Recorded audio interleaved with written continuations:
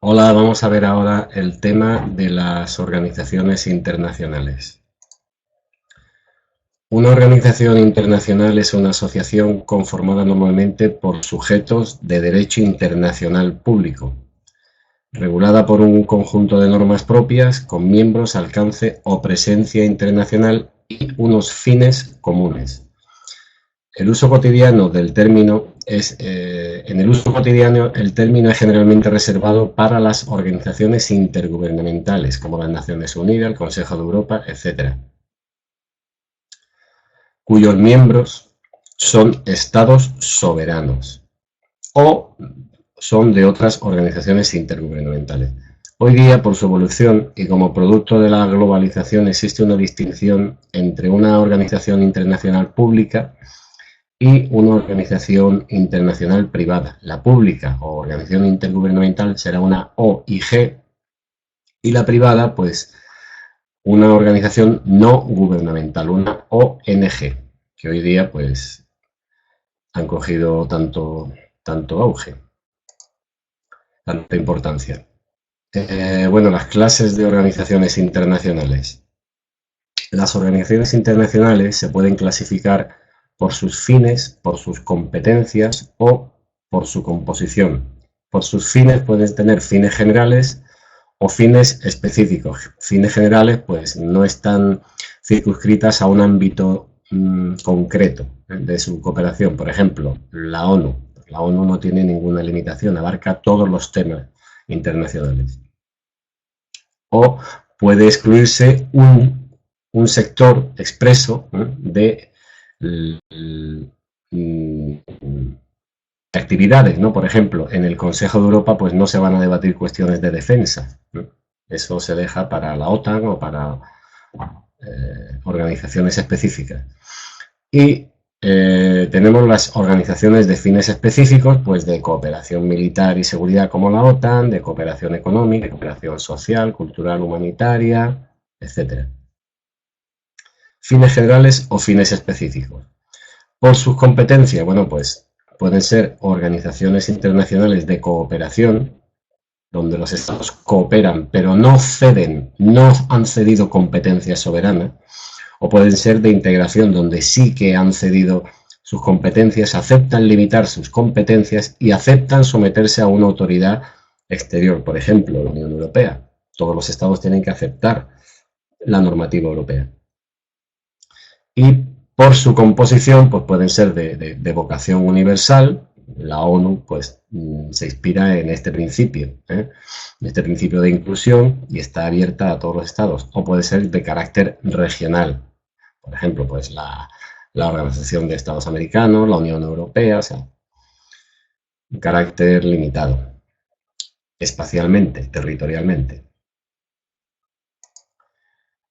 En cuanto a la estructura que tienen las organizaciones internacionales, pues suelen tener como mínimo unos órganos permanentes. Y claro, como hay tanta variedad de organizaciones internacionales, no se puede poner la única regla que se puede estudiar sobre su organización es que normalmente tiene como mínimo estos tres órganos, es decir, tienen una asamblea plenaria en la que participan todos los estados miembros, tienen una institución de una composición restringida para el gobierno de esta organización y tiene un secretariado, que es el que se encarga de administración. Los dos primeros órganos suelen estar formados por representantes de los gobiernos, esta asamblea y este gobierno, y sin embargo el secretariado puede estar, o normalmente está integrado por funcionarios internacionales. Y además de estos órganos, que sería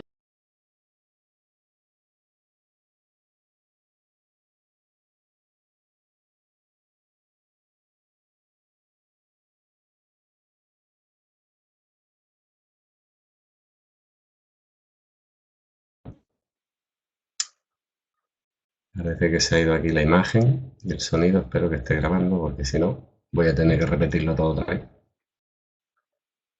Bueno, esperemos que funcione. decía que tiene normalmente las organizaciones internacionales 3 órganos. Esta asamblea, que es el órgano deliberante, el gobierno, que es el órgano de decisión, el secretariado, que es un órgano administrativo, y también pueden tener órganos de control, por ejemplo, tribunales de justicia, y órganos consultivos. En cuanto a la formación de la voluntad en las organizaciones, es decir, cómo toman las decisiones las organizaciones internacionales, pues puede ser o bien por mayoría, o bien por unanimidad, o bien por consenso. La mayoría puede ser simple o cualificada. La mayoría simple es la mitad más uno de los votos emitidos. La mayoría cualificada son 2/3 de los votos. O incluso se puede exigir para algunas votaciones una mayoría mucho más importante. Dentro de esta mayoría cualificada puede ser el voto igualitario, es decir, un Estado, un voto. O se le puede dar a cada Estado un número de votos según su importancia. Por ejemplo, organizaciones de tema económico, pues no es raro que los estados más fuertes económicamente tengan mayor número de votos.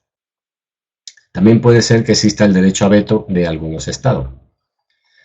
Si las decisiones se toman por unanimidad, realmente todos son los que tienen derecho a veto, porque en cuanto no haya unanimidad, en cuanto uno se oponga, está vetando. Y si se toman las decisiones, también se pueden tomar por consenso. De aquí no hay votación, tiene que haber consenso, se negocia y se llega a un acuerdo. Unos cederán en un punto y otros cederán en otros puntos.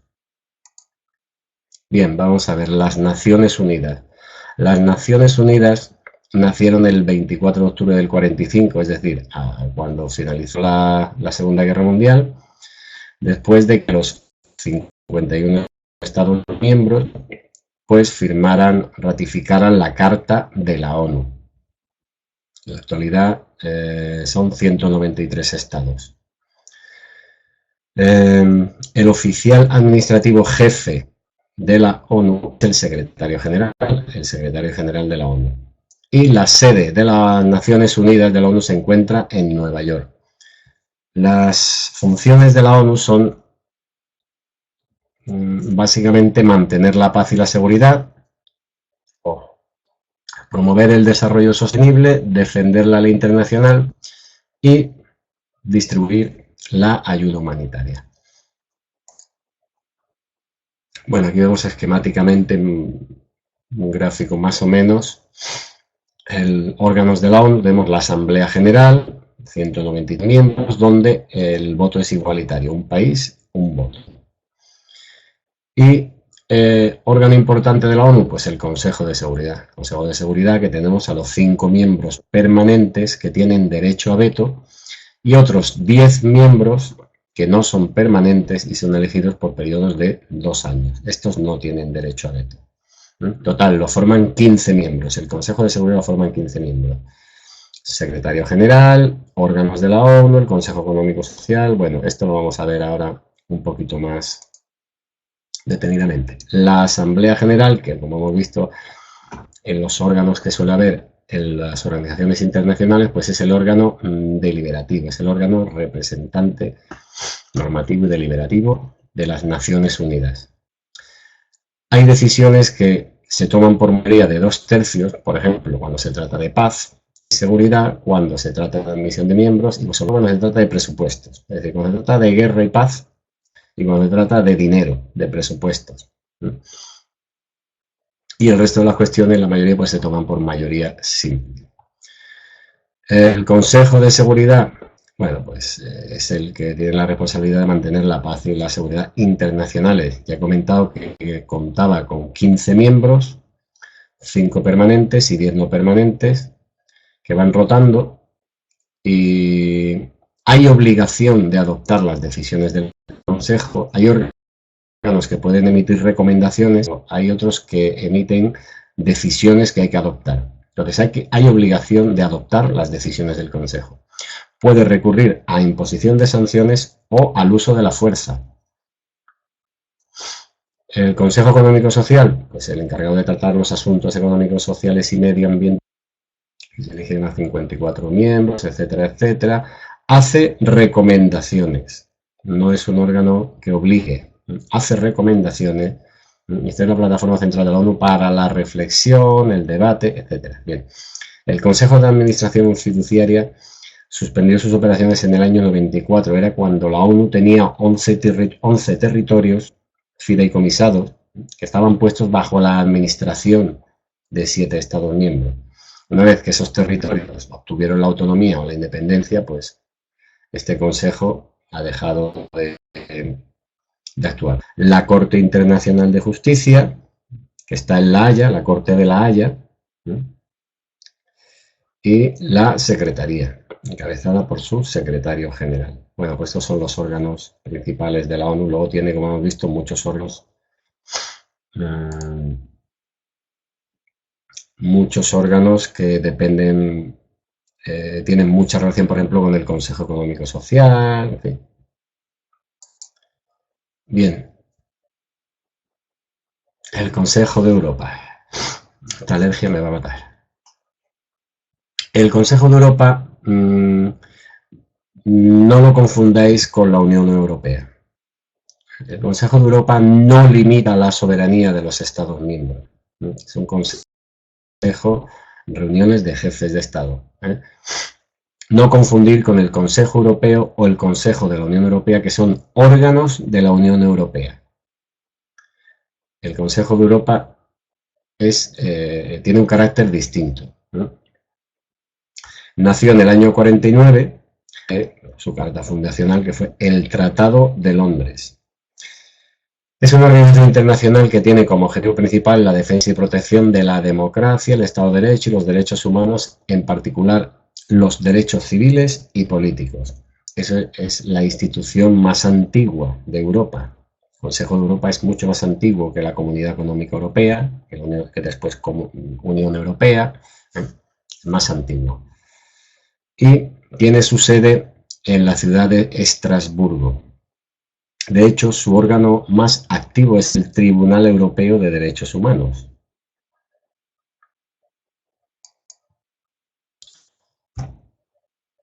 Bien, organizaciones que tiene,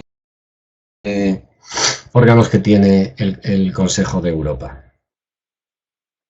La Asamblea Parlamentaria, el Comité de Ministros, integra a los 47 Estados miembros, representado por ministros de Asuntos Exteriores o embajadores acreditados, etc. Una Secretaría General, Congreso de Poderes Locales y Regionales. Está dividido en dos cámaras, una para los poderes locales y otra para los regionales. Tribunal Europeo de Derechos Humanos, también se conoce como el Tribunal de Estrasburgo, creado en el Convenio de Roma, creado por la Convención Europea en el Convenio de Roma.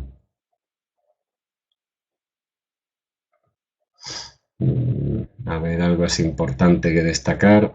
Bueno, hemos dicho Asamblea, el Comité de Ministros, Secretaría General, Congreso de Poderes Locales y Regionales, el Tribunal de Estrasburgo, importante, y el Comisario de Derechos Humanos. Bueno, se encarga de promover la educación y sensibilización respecto a los derechos humanos. Tenéis que relacionar el Consejo de Europa con derechos humanos. Tenéis que relacionar el Consejo de Europa para no confundiros con el Consejo Europeo o el Consejo de la Unión Europea. Consejo de Europa, relacionarlo con derechos humanos. Sobre todo porque a través del Tribunal de Estrasburgo, bueno, creo que incluso en el tema siguiente vamos a hablar de derechos humanos y va a volver a salir otra vez el Consejo de Europa.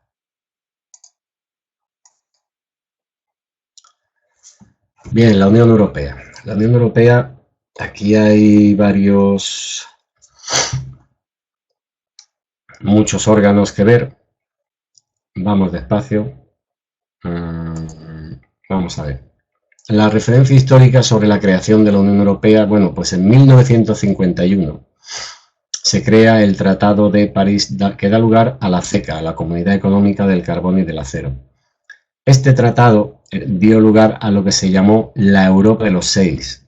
El Benelux, Italia, Francia y Alemania. El Benelux es los Países Bajos, Bélgica, Holanda, Netherlands y Luxemburgo. 1, 2, 3, 4, 5, 6, pues se llamó la Europa de los seis. Esta es la primera referencia histórica porque de aquí, de esta comunidad económica del carbón y del acero de este tratado, dio lugar luego a la Unión Europea. Bueno, en 1986, veis aquí todas las ampliaciones de la Unión Europea.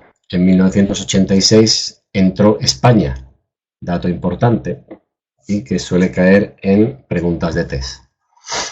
Actualmente lo forman 28 países.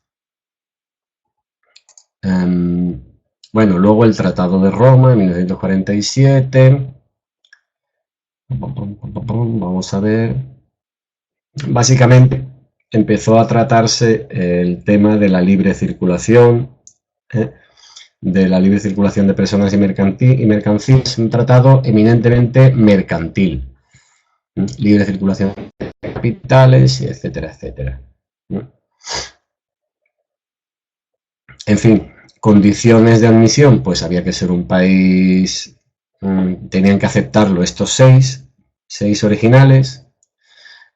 Tenía que adherirse a los estados que había entonces, de la comunidad económica y tal, tenía que tener un respeto al derecho humanitario, la aceptación, tenías que aceptar, es una organización de integración, tienes que aceptar las políticas propuestas y, entre otras cosas, España no podía ser miembro porque tenías que ser un país demócrata. En Europa, pues, no lo éramos en aquella época. Luego vino el Tratado de Fusión, que unificó los órganos, se creó un consejo, comisión, parlamento, tribunal, etcétera, etcétera. El Acta Única Europea.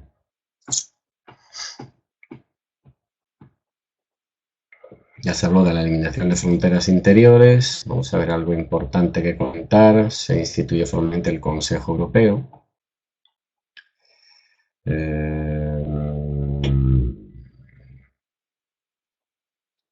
Bueno, y se estipula la eliminación de frontera interior. Luego vamos a ver el acuerdo de Schengen, el Schengen es importante. Y aquí pues ya se trató la homogeneización impositiva. Esto, por ejemplo, sí que es importante porque España, al entrar, tuvo que aceptar el implantar el IVA. El IVA no existía en España. Y creo que el año 86 acabamos de decir que fue el año que entró España. Entonces, pues se implantó el IVA. Vamos a ver, el Tratado de Maastricht es importante. Este suele caer en alguna pregunta de test. ¿Por qué? Pues porque se cambió el nombre de Comunidad Económica Europea por el Tratado de la Unión Europea. Y actualmente lo de tratado no se suele decir, se dice somos la Unión Europea. Y este es el nombre que tiene actualmente, la Unión Europea, la UE. Importante el Tratado de Maastricht, del año 92. Unión económica y monetaria, cooperación, política y de seguridad, etcétera, etcétera. Bueno, vamos a ver. Más tratados, el Tratado de Ámsterdam. Bueno, y aquí, por ejemplo, se trata de la aplicación del Acuerdo de Schengen. El Acuerdo de Schengen, más que estudiarlo, es simplemente saber de qué va. Y va, pues, de que lo adoptaron varios países con la idea de suprimir los controles interiores de las fronteras entre esos países. Es decir, trasladar esos controles a las fronteras exteriores. Este acuerdo se firmó en el año 65, pero entró en vigor del año 95. Los países, entonces se habla desde entonces de los países del acuerdo del espacio de Schengen. De eso, si alguna vez lo oís en las noticias, lo habréis oído, ¿no?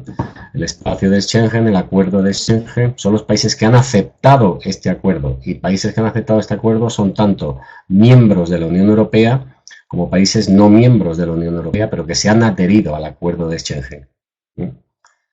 Es un acuerdo paralelo, digamos, a la Unión Europea de libre circulación. Fronteras interiores, fronteras exteriores, tal. Y entonces se consideraría extranjero cualquier persona que no sea de los países Esto tiene el efecto de que le van a pedir el pasaporte a cualquiera cualquier país que no se haya adherido al acuerdo de Schengen. En Europa, sabéis que nosotros podemos viajar con el carnet de identidad. El que no sea de este espacio de Schengen, pues tendrá que viajar con pasaporte. España se adhirió al acuerdo en 1991 y luego se aplicó.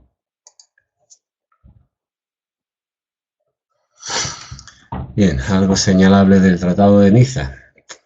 El mismo Tratado de Niza, 2007 Tratado de Lisboa. El Tratado de Lisboa es donde se crea un nuevo cargo que es el Alto Representante para Asuntos Exteriores. ¿No? O sea, este alto representante es como si fuera el ministro de la Unión Europea para Asuntos Exteriores.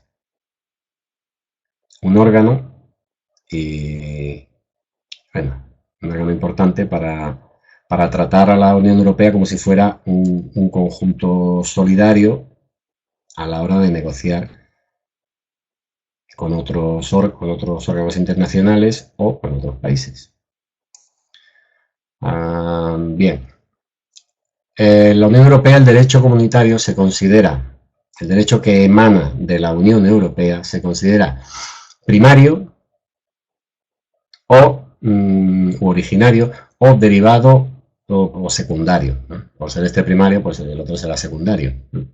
El primario, ¿vale? Bueno, pues el que emana de los tratados, ¿no? Tratado de 1951 de la CECA, 57 Comunidad Europea, etcétera, etcétera. Los tratados de la Unión. Es el derecho primario. Los países se han comprometido a respetar estos tratados, que son, en definitiva, derechos, normas de derecho. Y el derecho secundario, el derecho derivado, es las normas emanadas del Poder Legislativo. Pueden emanar normas del Consejo, de la Comisión y del Parlamento. Hay derecho vinculante y, sí, lo he hecho bien.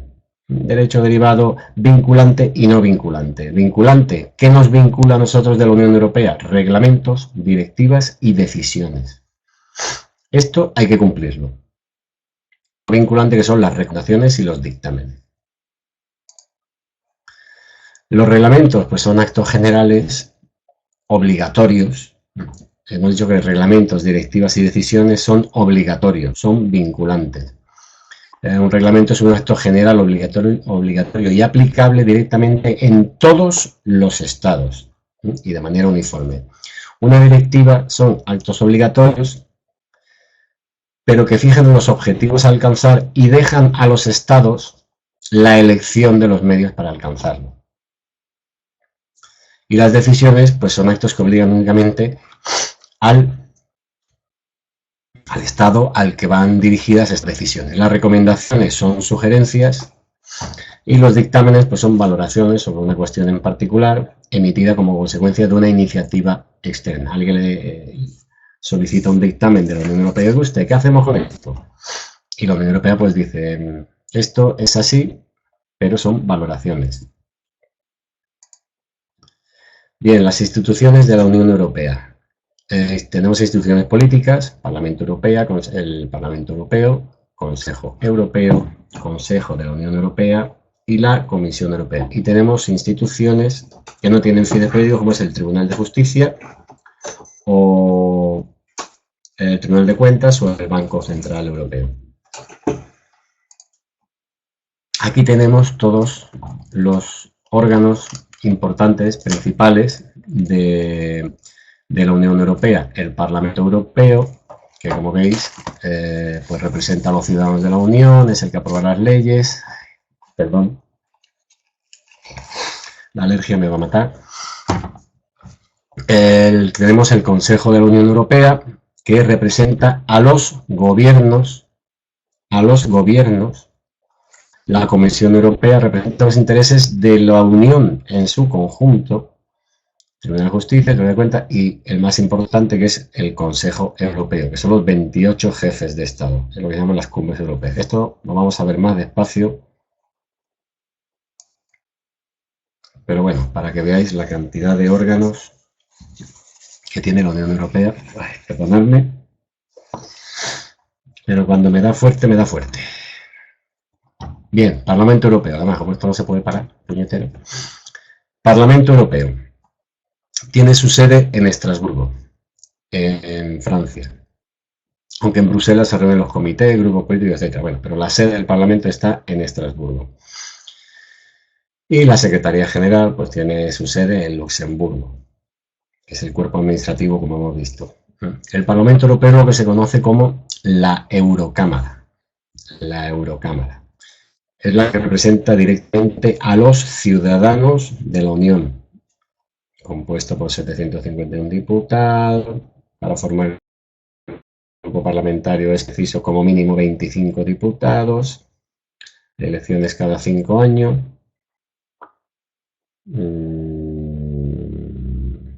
Bueno, como parte de la competencia legislativa y presupuestaria.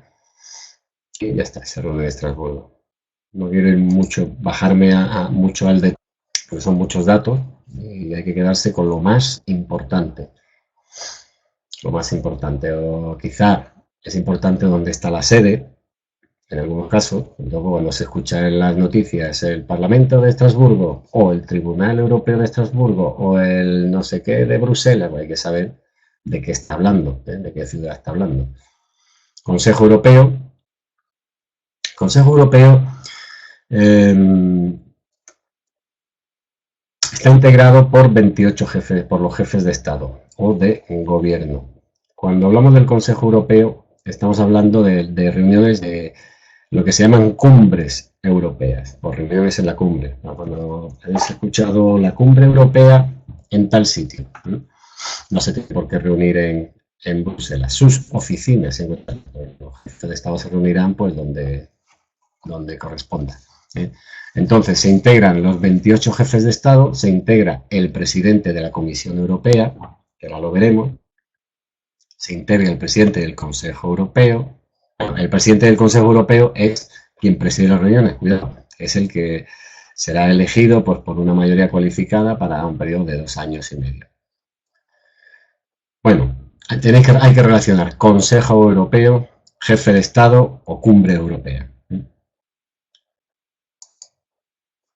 Consejo de la Unión Europea es el Consilium o el Consejo de Ministros. No confundir ya con el que acabamos de ver antes, que era el Consejo de Europa, hablamos de, sobre todo, derechos humanos. Consejo de la Unión Europea es un Consejo de Ministros. Tiene su sede en Bruselas. Y aquí no se representan los intereses de la Unión Europea, se representan los intereses de cada Estado miembro frente a la Unión Europea. Por si son ministros, cada uno representa su país y están representando sus intereses frente a la Unión Europea. Son los intereses de los Estados miembros. El Consejo de la Unión Europea representa los intereses de cada Estado frente a la Unión Europea. Esto lo tenéis que tener claro. ¿Qué más puede salir de aquí? El Consejo no está compuesto por miembros fijos. Bien. No vamos a darle más. Yo creo que eso es lo más importante. La Comisión. La Comisión está compuesta por 28 comisarios. Es un órgano ejecutivo y también legislativo de la Unión Europea. ¿Qué más? ¿Importante de la Comisión Europea? Pues es importante esto. Defiende el derecho comunitario, etcétera, etcétera. Aprueba los dictámenes y recomendaciones. Hemos dicho que esto era el derecho europeo no vinculante, aunque se le suele hacer bastante caso.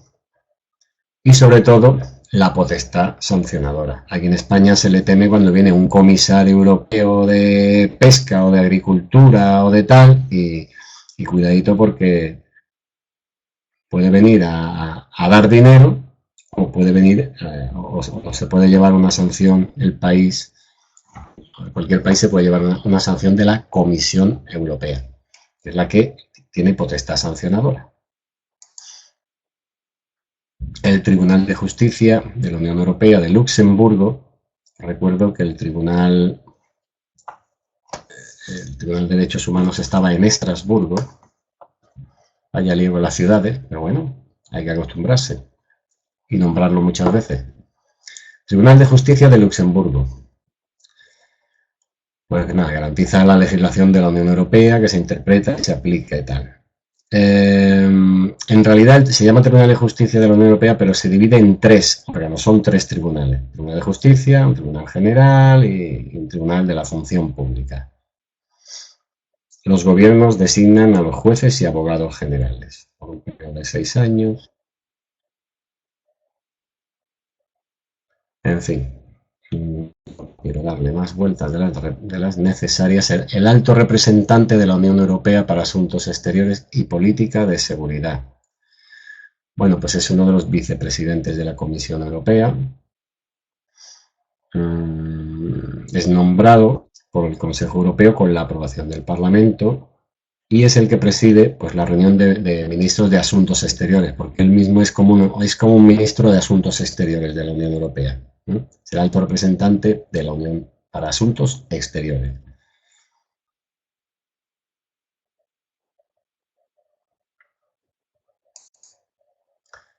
Bueno, vamos a entrar ya en la OTAN.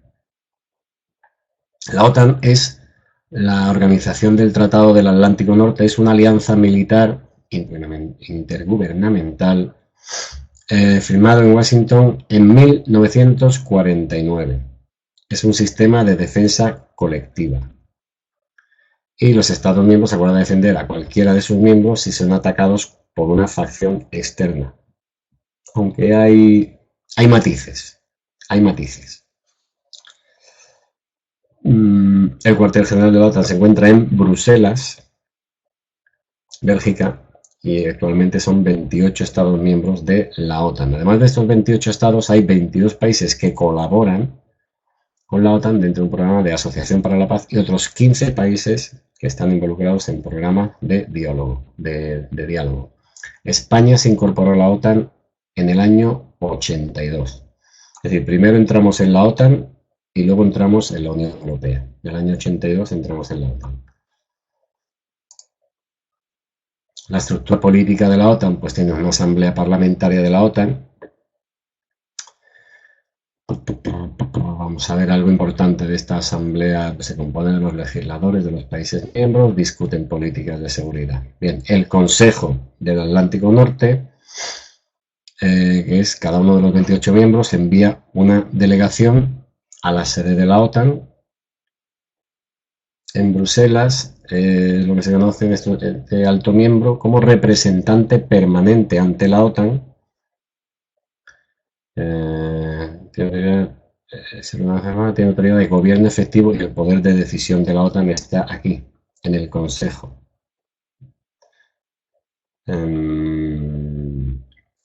Una cosa importante, todas las decisiones se toman de forma unánime y de común acuerdo. El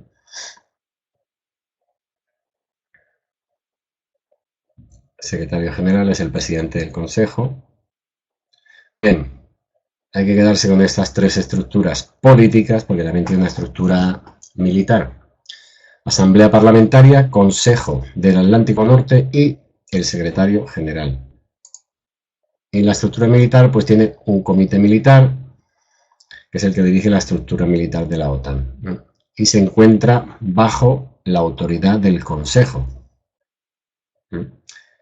Y